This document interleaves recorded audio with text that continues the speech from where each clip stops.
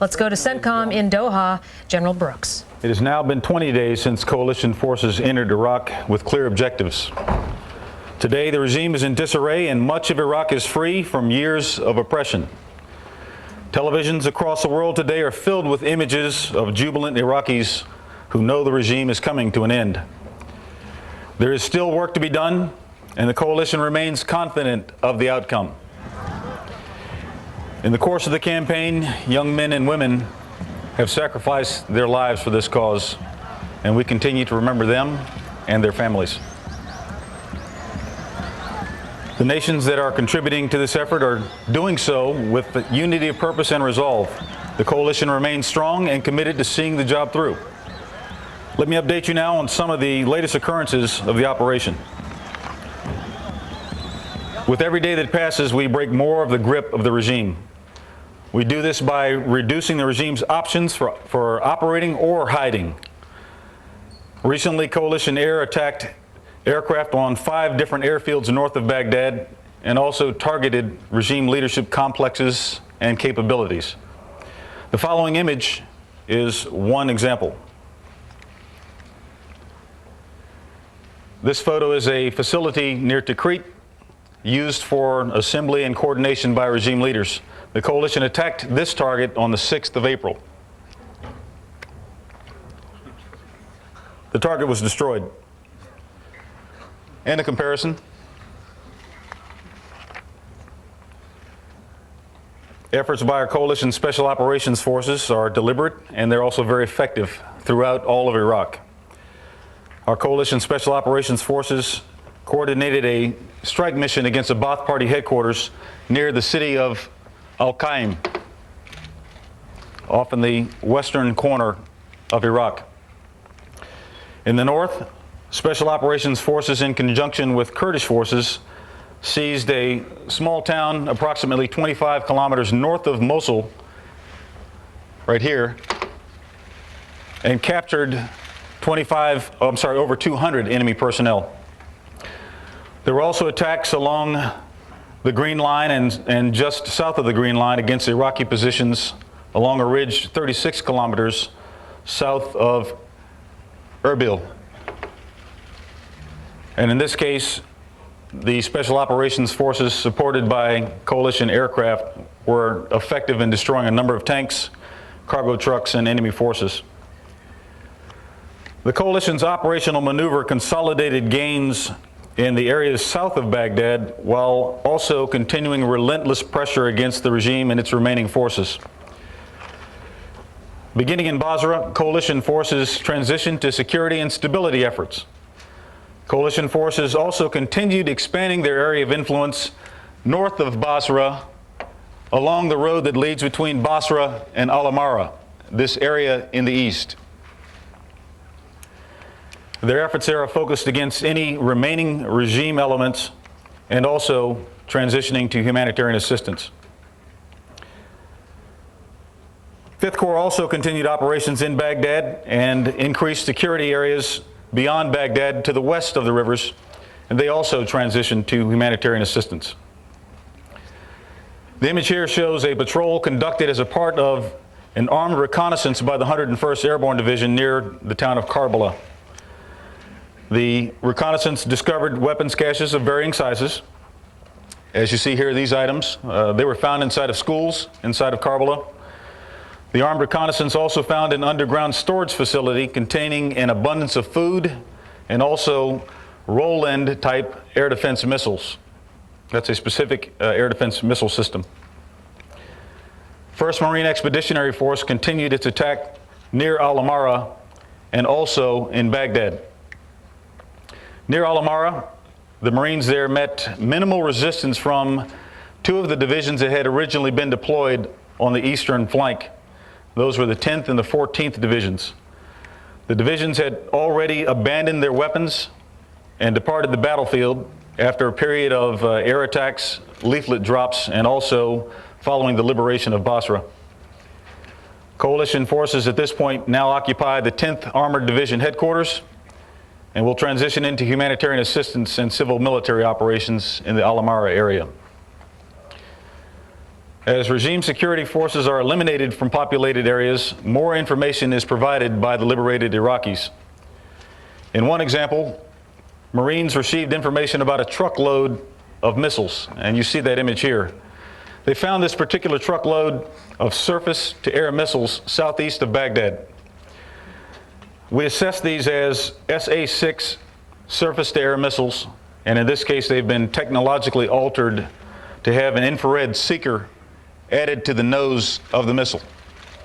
And the truck bed was full of those missiles, as you saw in the preceding image. In the metropolitan area of Baghdad, the two-corps attack to remove the regime from power continued. 1st Marine Expeditionary Force continued its attacks across the Diyala River into the southeast corner of Baghdad, and also proceeded along the west edge of the river into the northeast corner of Baghdad, beyond the area that I show on this map, to block the roads that lead into or out of Baghdad.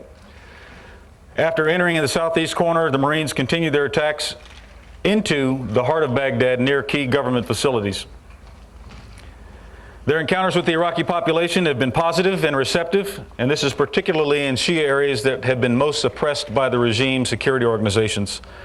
And there are even messages of support being broadcast from mosques from the area of Saddam City on the northeast corner of Baghdad. 5th Corps forces continued to converge from multiple directions toward the center of Baghdad. If we can go back to the Baghdad image, please. Their areas of convergence, as I mentioned yesterday, began in the north toward the center of town, also already in position in the center of town, and from the south. Baghdad Airport remains underneath of coalition control, and we find at this point that we're able to conduct operations with good freedom of action in each one of those areas. The white circles actually represent places where we've had a continuous presence or have conducted continuous operations over the last 24 hours. The operations remain opportunistic and focused, and there have been some sporadic engagements in different areas, particularly in the vicinity of the bridges in downtown Baghdad, right down in the center here. As I mentioned, the Baghdad International Airport, there our efforts continue to increase both security and restore function. We have ongoing air operations, as this image, this security image shows a Bradley beside an aircraft near a terminal. They're conducting security work. We also have air operations that have begun for military purposes, and we're also increasing the coalition's capability to conduct operations from within the center of Iraq. The continued success by our maritime component made possible the arrival of ships carrying humanitarian supplies from the UK, from Australia, and also Spain. And there are large volumes of humanitarian supplies that are beginning to flow now for the Iraqi people. We do continue to communicate with the Iraqis on a variety of levels. I showed you yesterday a video of some service members who were distributing leaflets by hand out on the street. And our efforts and options communicating with the Iraqi people grow with each day that passes as we have more and more freedom of action to move throughout the communities. I have a video to show you here of a tactical loudspeaker team using loudspeakers yesterday to broadcast a variety of information to residents of Azubair near Basra.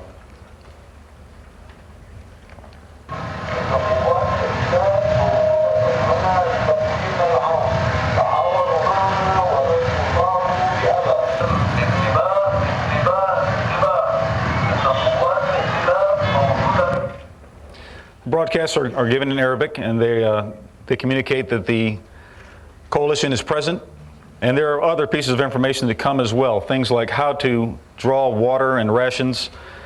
They also passed on an address yesterday from coalition national leaders stressing that coalition forces would indeed rid Iraq of this regime, and that the actions of the coalition were not directed against the Iraqi people. Similar messages are broadcast in a variety of places with these tactical loudspeaker teams.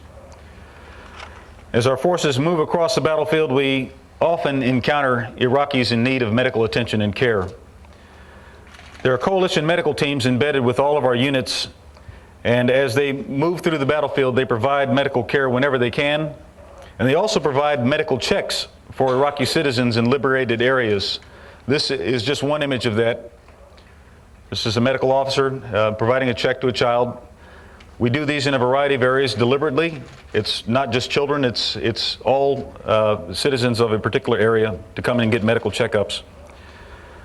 I want to show you a video here also of some medical care provided from a military medical facility, normally used for tactical military purposes. There's space available in it, and so as we encounter civilians, we provide care there.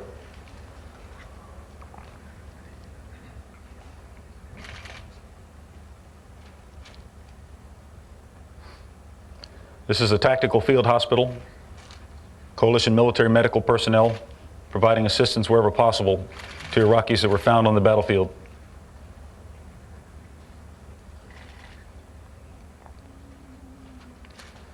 A determined effort is also underway in the liberated areas of Iraq to restore function to existing civilian medical facilities. Now, reestablishing medical care in communities comes with some degree of challenge, such as immediately identifying some usable supplies and also usable facilities. This is a hospital in Nasiriyah as of the 5th of April. The forces that supported the regime staged operations from this hospital, as they did in many areas, and left it in this state. Coalition is now working to try to get it functional again. This is an image of a medical officer searching through the same hospital to try to find in the abandoned materials whether there are records that are useful for information or also any medical supplies that might be useful.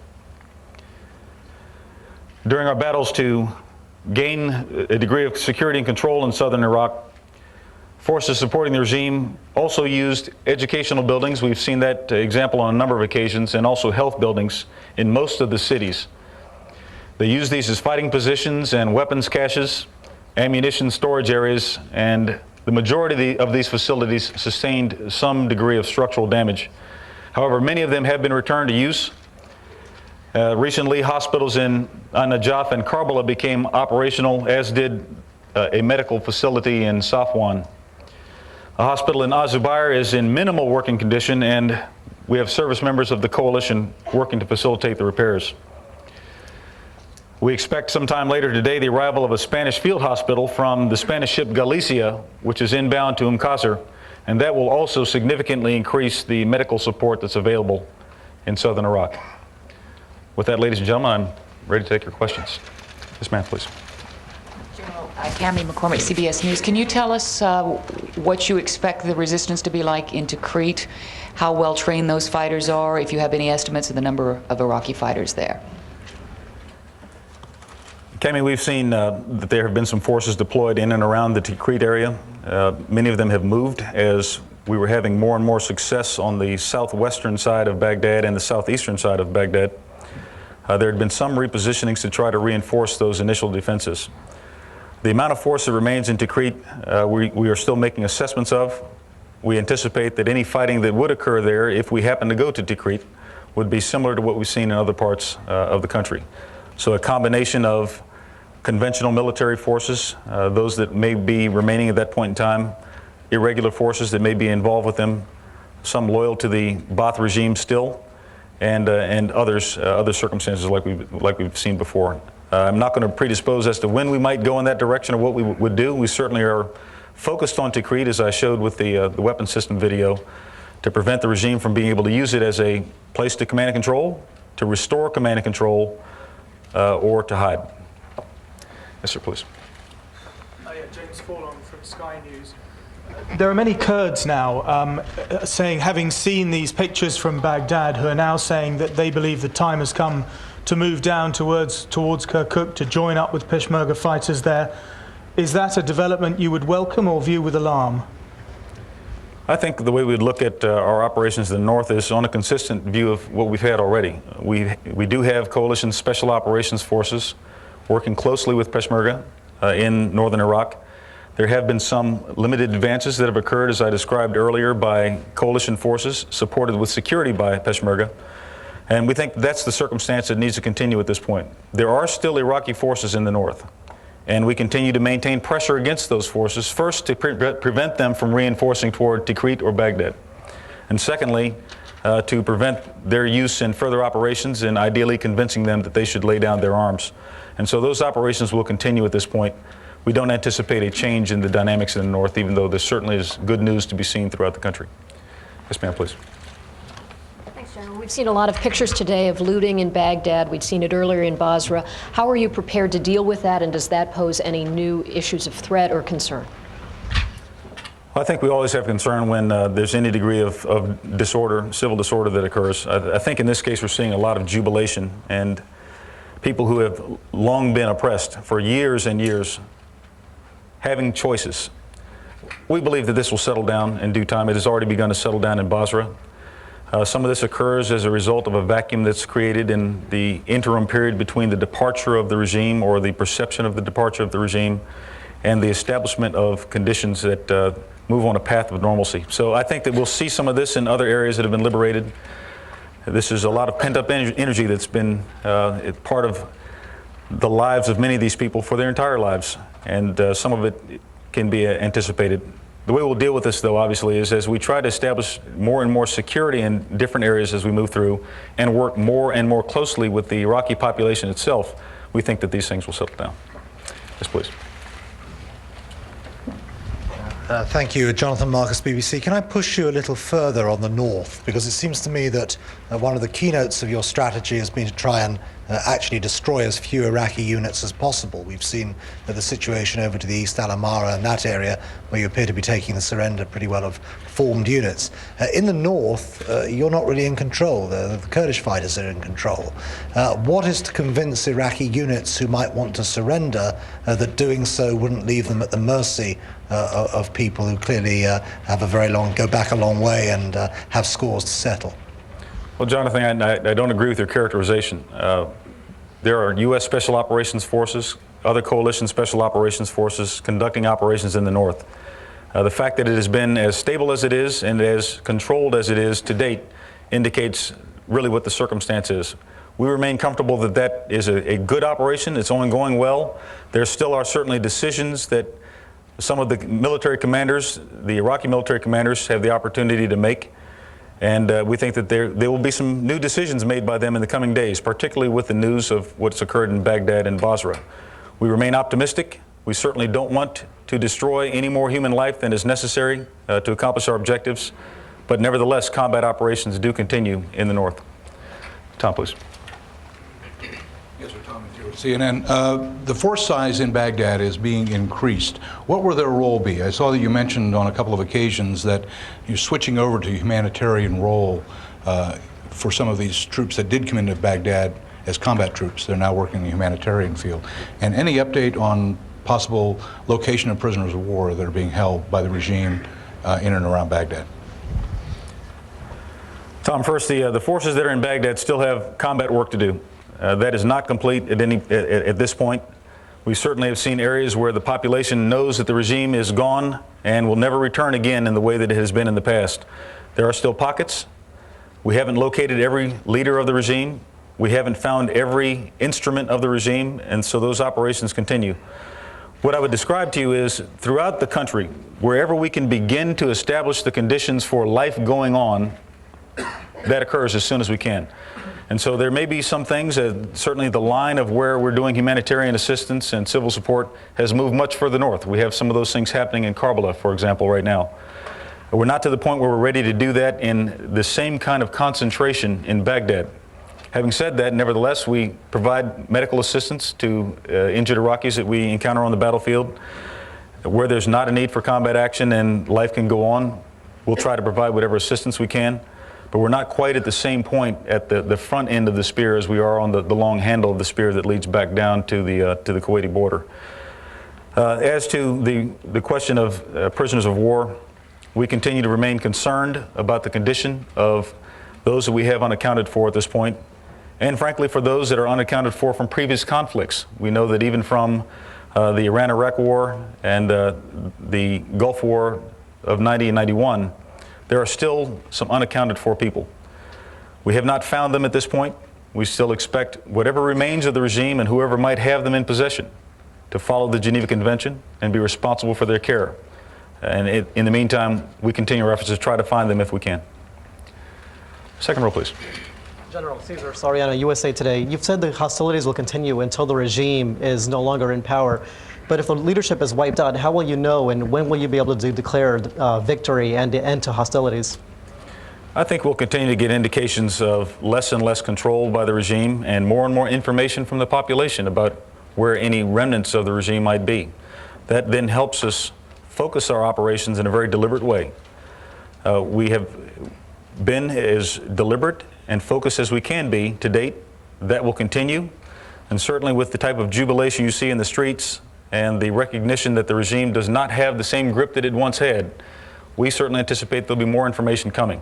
As that information comes and we do our work in a deliberate way, we think we'll have more and more indications of what remains of the regime, if anything, and what additional work must be conducted.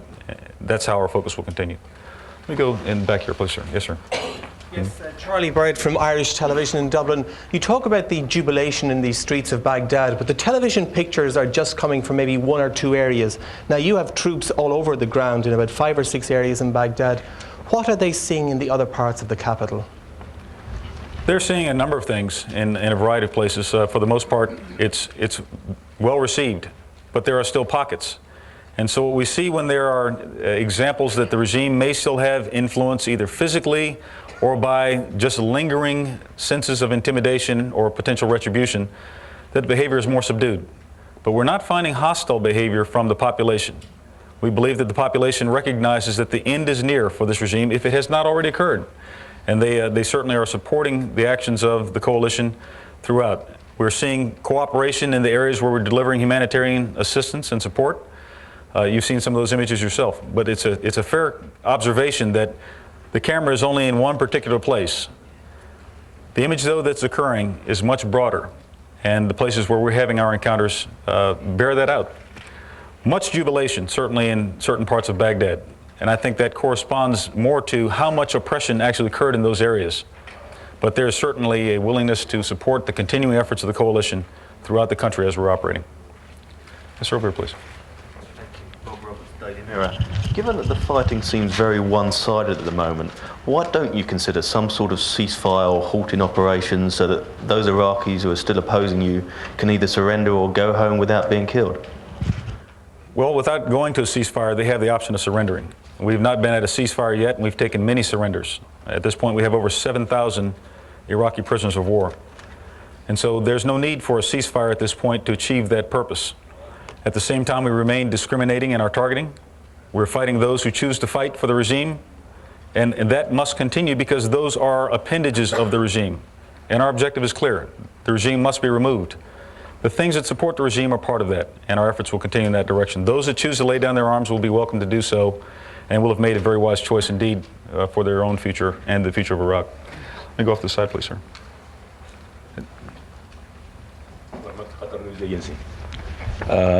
Shelling against Baghdad from the air has been reduced during the past 2 days. What does this indicate?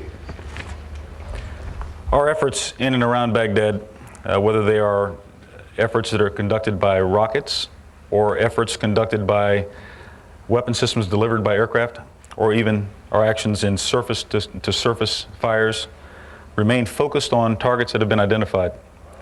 That hasn't changed throughout the operation. We continue to remain focused on being deliberate, calculating in our application of military force, minimizing wherever possible the effect on civilians or other infrastructure that we don't intend to damage. I think when it's all said and done and people can move freely throughout Baghdad and see for themselves, there will be some scenes of destruction, particularly on regime complexes. There may be some evidence of places where fights occurred where there's damage to some buildings that cannot be avoided in close contact. But there will not be the scenes that have been historical reminders of movements by military force into capital cities in other countries throughout military history. There will not be any image like that at all. In fact, much of Baghdad, most of Baghdad, continues unaffected physically. The bridges are still up, with the exception of some that have been dropped for tactical purposes by the regime in some cases, or one that was dropped by coalition forces outside of Baghdad. traffic can still move on the streets. Now that the curfews will be lifted as the regime moves away, I think we'll see a resumption of a lot of normal activity there, and we remain convinced that's the right way to approach this. There is still work to go, though, and while we are satisfied with our efforts to date, we still know that there's a lot of tough work to be done to make sure we continue in the same direction. Back here, please. Michael Massing, representing the Committee to Protect Journalists.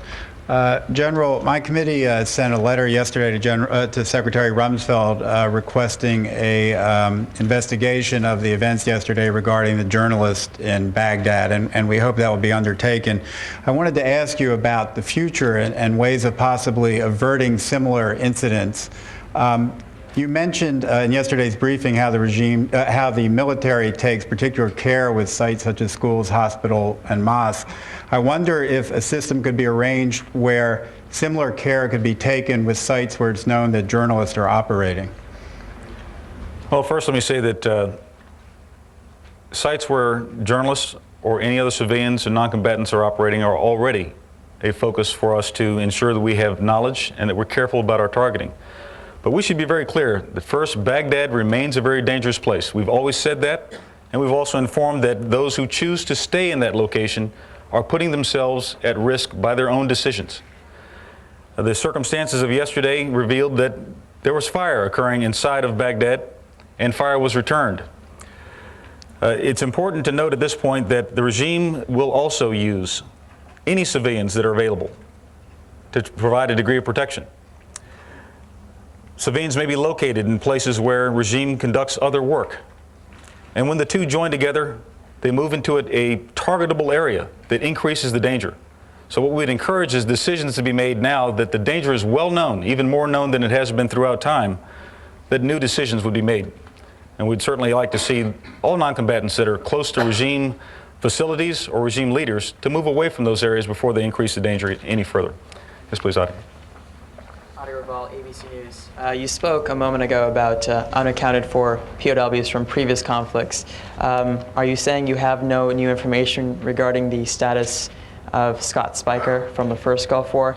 And the second question I have is regarding the enemy POWs that you currently have and foreign forces who are fighting in Iraq. Are you surprised by the number of Egyptians and others who have come into Iraq to fight against coalition forces? Thank you. I don't have any new information about any specific coalition or other prisoners of war that might be in the possession of the Iraqis at this point. But we remain concerned about it and remain also focused on it. We have identified a number of what we think are foreign fighters that are not Iraqis that have been identified at different places on the battlefield. We certainly heard that there was a call for that, and there was certainly adequate time before hostilities began for those who had an interest in protecting the regime to come and fight with the regime. As we continue to see those, we simply collect them up as well, and they're treated like all other prisoners of war that are taken into our custody, with proper respect in accordance with the Geneva Convention. They're afforded medical care if need be. In some cases, they were wounded in action, and they received medical care from the coalition to stabilize them. That's our approach, and that continues to be our approach. We may find more on the battlefield. If so, then that certainly is just a condition of the battle as we go on. Off the right, please.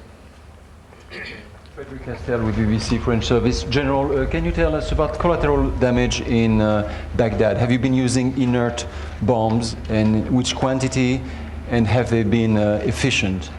The second part of the question is regarding this foreign fighters. Are you concerned that they are mixing up with the civilian population in Baghdad? We use a variety of munitions. In areas where we need to have precise work, we use precision munitions. I don't want to get too specific about exactly what weapon combination we use inside of built-up areas, but suffice it to say that our work to date has been precision-guided munitions in the target areas inside of Baghdad. I'm not aware of any exceptions to that out of my own knowledge. I can tell you our approach would always be the same as it has been from the start. Discriminating on a particular target, positive identification, and then decisions on exactly what weapon system should be used to achieve the desired effect on that target, while also minimizing the effect on things not intended to be targeted. That's a consistent approach, continues throughout. Since we've been in close air support missions, additional types of weapon systems have been introduced into the Baghdad area. Close air support aircraft carry different types of things. Cannon, for example, that fire at a high rate of speed in a very precise way, but at a high rate of speed, multiple rounds. That causes a different effect than a precision-guided munition. And so there may be some different dynamics on the battlefield that have occurred out there, but I can certainly tell you that the efforts remain precise, deliberate, focused, and we believe that we have been successful to date in minimizing secondary effects on the population or other structures. Let me come back to the left, please. Okay. David Lee Miller, Fox News. General, there was a report that American uniforms were found at the Rashid airstrip at what was described as a military prison. Could you elaborate on that and tell us what was found, and might this indicate that POWs had recently been there? And secondly, have coalition forces secured the area where you believe the leadership was meeting a few days ago and there was an airstrike possibly targeting Saddam Hussein and his sons? Thanks.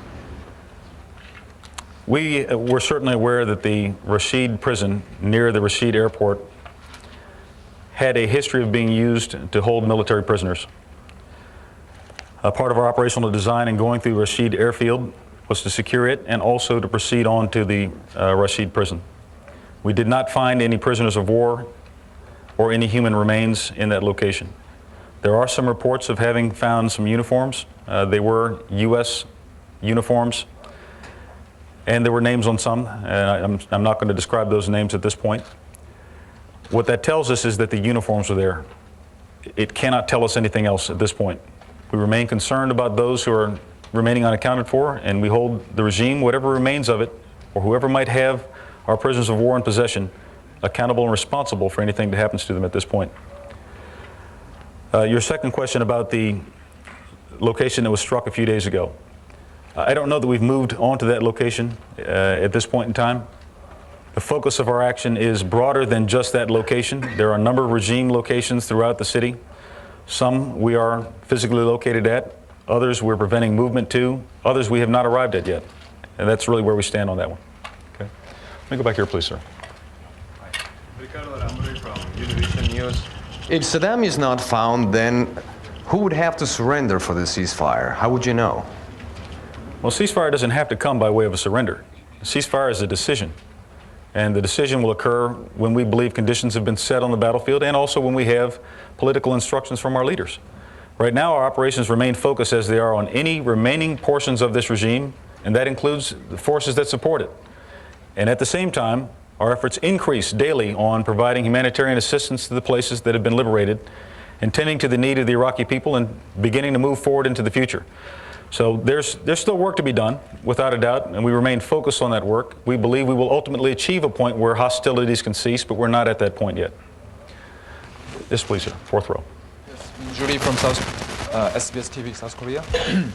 General, I believe one of the few variables left at this stage of the war is that lots of Iraqi soldiers took off their uniforms and got dressed with civilian clothes. I believe this might some trouble to you, especially you get to face more and more urban combat situation.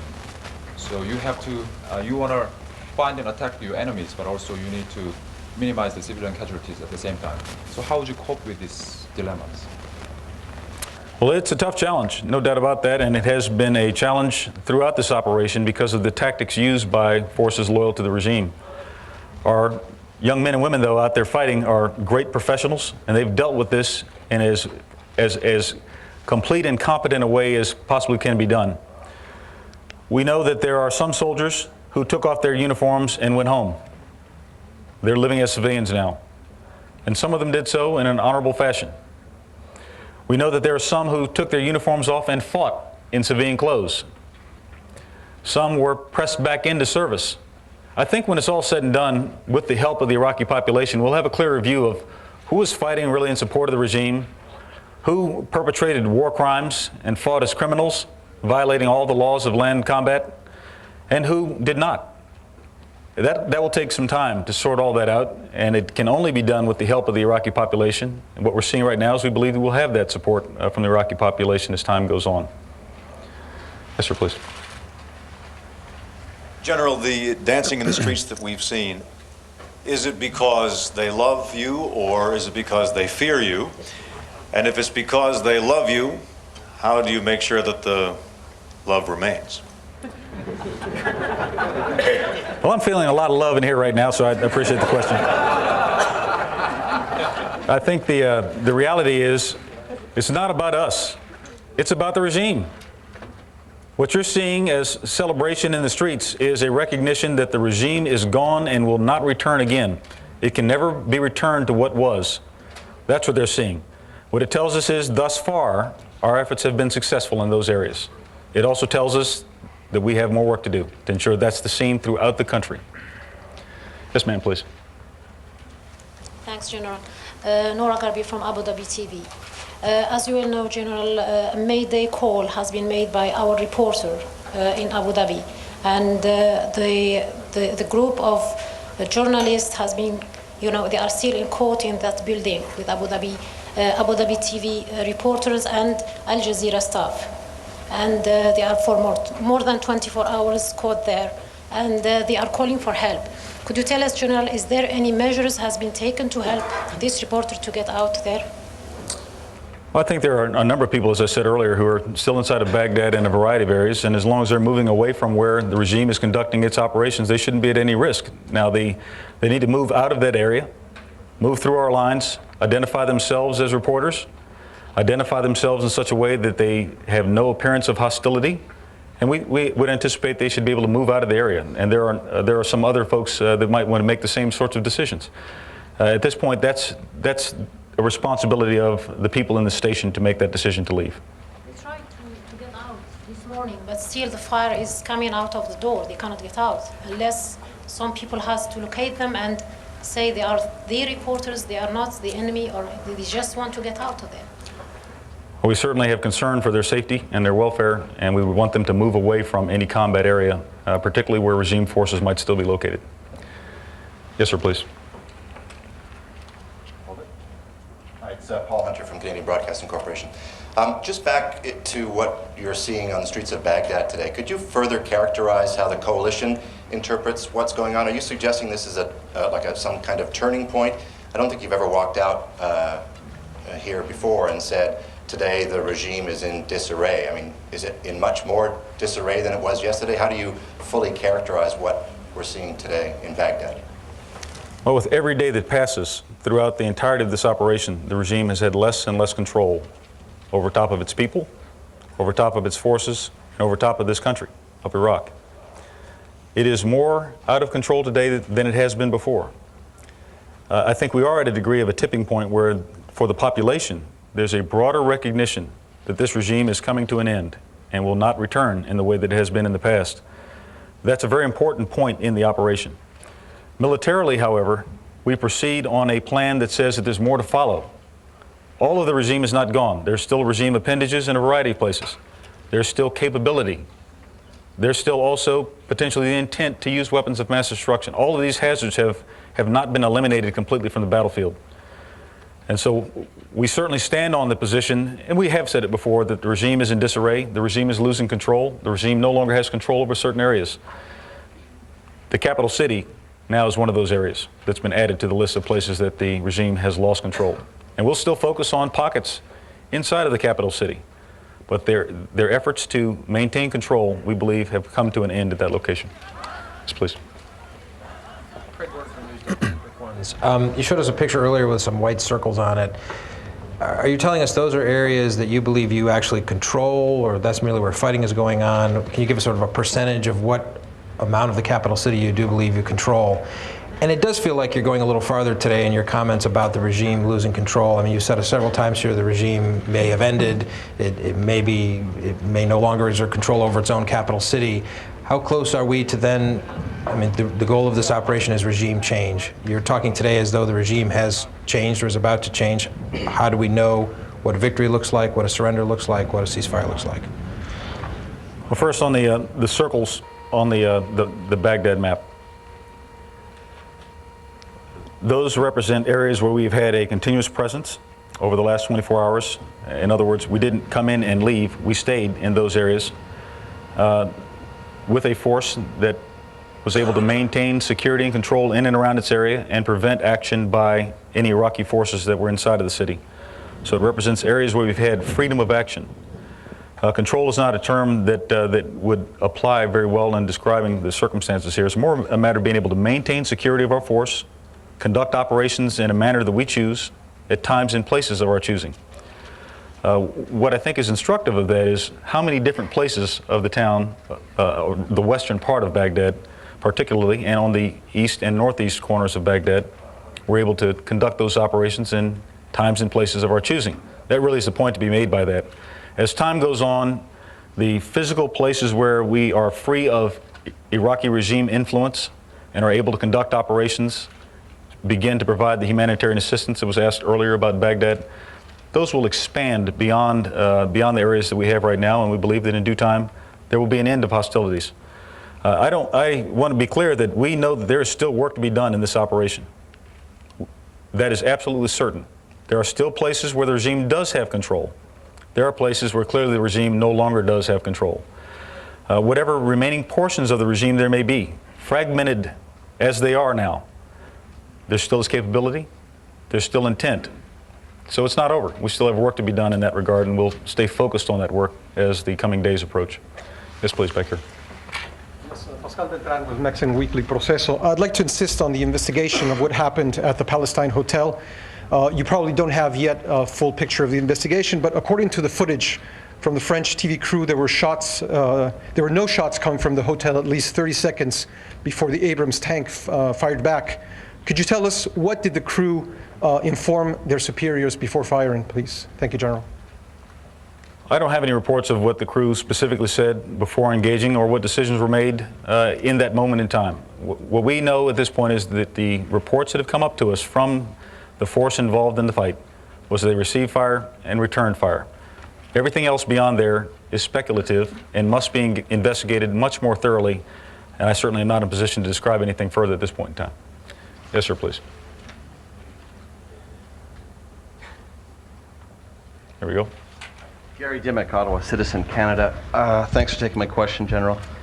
The Canadian Commodore in charge of multinational naval task force, that's the Task Force 151, its mandate is to hunt al-Qaeda terrorists in the Gulf. He said yesterday that the Canadian federal government has expressly forbid him from handing over suspected Iraqi terrorists, Iraqi war criminals, or even fleeing members of Saddam Hussein's inner circle. I'm just wondering, as well, he said that the government does not want to be put in the embarrassing position of having to relinquish Iraqis to the United States military, given Canada's neutral policy in the war. As a former policy man for binational politico-military affairs with Canada, what's your personal reaction to this very public refusal to hand over Iraqi criminals, if found fleeing, to your forces? And why would this key task force remain under Canadian command? What you're describing is really a contribution by a coalition partner and a coalition involved in a different operation than this. And as with all coalition operations we involve ourselves in, we respect the prerogatives of the countries that are involved. And so that's really different than our Operation Iraqi Freedom and is not related to it at all. Yes? Sorry, just to follow up on that. That's the answer. It's a different coalition, a different operation, and we always respect the prerogatives of the countries involved, whether it's this coalition, Iraqi Freedom, or different coalition operations that preceded this operation as it goes right now. Yes, please. General Pete Smolowitz from Knight Ridder. We were told that the American strategy in Baghdad would be similar to the British strategy in Basra. But in Baghdad, where the regime has a firmer grip on power and more formidable defenses, we've seen some of the celebrating and some of the looting much quicker. Can you explain what's been different from a military standpoint or from the citizen standpoint? Well, I think what we're seeing first is the similarities are that we are very discriminating in where we conduct operations.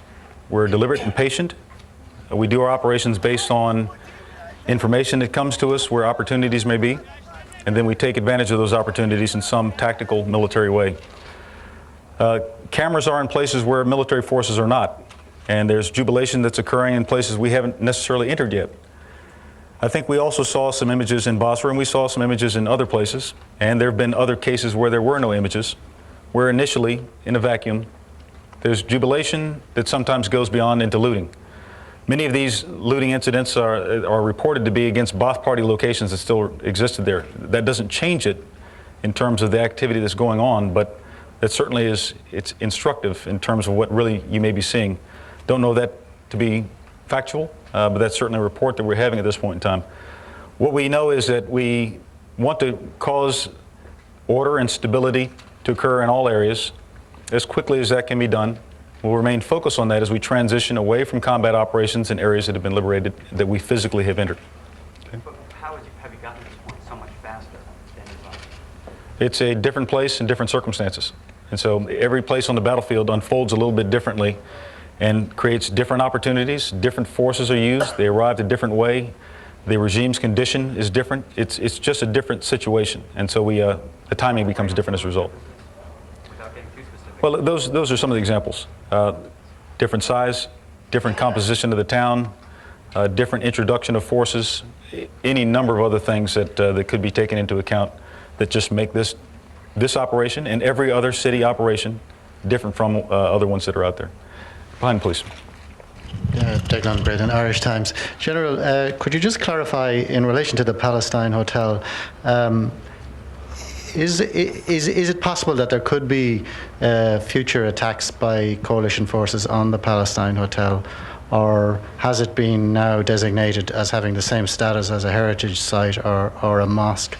Secondly, there was footage on the BBC last night of Iraqi prisoners with their hands tied behind their backs in their underwear, standing and facing a wall for what period, I don't know. Is that, I'm not an expert on the Geneva Convention, but that doesn't seem to be in line with the Geneva Convention that I would expect. Have the Red Cross been able to visit prisoners in all areas where they're held by the coalition? Thank you. As we've said a number of times, downtown Baghdad remains a dangerous place. There's still potential for combat action. The area in and around the bridges last night, we reported that there was some contact. Our efforts remain focused on the regime and regime targets that present themselves. We retain the inherent right of self-defense. There are still choices that can be made by those who are inside of Baghdad as to whether they believe themselves to be in a safe position or not. Our approach remains the same and consistent. Prisoners of war for the coalition, prisoners that are taken into our possession, are treated in a way that's consistent with the Geneva Convention. When we find there's any deviation from that, commanders have the opportunity to deal with that. I have not seen the images, I have not seen the report, and so at this point I remain convinced that our commands are doing what's necessary and appropriate under law and under convention to do what's necessary to take control of prisoners of war, move them to the proper areas, ensure they don't remain a threat to themselves or to others, and then put them in a condition where they're safe and protected, yet under control. Yes, ma'am, please. Claudia Parsons of Reuters. In your presentation, you talked a lot about hospitals in other towns. Are you doing anything in particular to make sure that hospitals in Baghdad, where there are a lot of civilians, including journalists now, are not going to be targeted, especially now that you seem to be, the difference in force, the Americans are really running away with it, the threat back might not be that big. So can you tell me what you're going to do to protect those hospitals? The first thing we do to protect hospitals is we recognize that they're hospitals, and we treat them as such first, and we expect them to be hospitals. We certainly have seen a pattern in a number of towns that the regime does not see it that way. The regime sees hospitals as fighting positions. The regime sees hospitals as storage locations. The regime does not see a hospital as a hospital. We know there are hospitals in and around Baghdad, and we've certainly had reports of large numbers of wounded inside of those hospitals, people that have been injured by combat action of some sort or another. We remain concerned about that, and where we can provide relief, I'm sure we will in due time. Our focus right now is against the remaining portions of the regime. As we encounter civilians in need, we'll provide whatever assistance we can within our capability at that point in time. If we find there's an increased need, we may deliver additional things, just as we have in other parts of the country, but we're not quite at that stage yet. I think I have time for one last question. Yes, ma'am, please. Margaret Brandt with Newsweek magazine. I'm trying to understand what coalition policy is in the case of civilian deaths. Do you investigate all of them, or are they considered collateral damage of war inevitable? Is it only when they're controversial that you'll look into them? And in the case maybe of Al Jazeera, it might be illustrative. If it was an airstrike, will the pilot be interviewed? Will Predator video be reviewed? What will happen in that particular case? Well, as you can imagine, the number of combat engagements that have occurred over the last 20 days, down at the lowest level, where someone makes a decision to deliver a weapon system against some target, whether it's a physical target or a human being, is a number that we cannot begin to count. And so every engagement that occurs is certainly not investigated. Where there is an indication there may have been something that didn't go the right way, commanders have the opportunity to investigate. We regret the loss of any civilians on the battlefield, and we've done all that we can reasonably do to prevent that from happening either from the air or on the ground. But we know for certain that there have been civilians killed in this operation because of the decisions taken by the regime to put them out in front, to hide behind them, to use pregnant women to blow up cars at checkpoints. We've seen this happen on the battlefield. Those are not being investigated by us at this point in time. If we think that we have some involvement in other cases where we need to look deeper, we do. And we look very closely at ourselves to see what procedures need to be changed. And if there's accountability, then that accountability is taken care of. So are you saying in the case that this particular case you would look into it because it's controversial, and has that process started? What I'm saying in this case, in all cases, is when we believe we have something to look into, we do look into it in greater detail. And I'm not going to specify this particular one. Thanks very much, ladies and gentlemen. Have a good day. There he goes, BG Vincent Brooks with the daily CENTCOM briefing. He said the U.S. military says the Iraqi population at the tipping point sees the Saddam Hussein regime.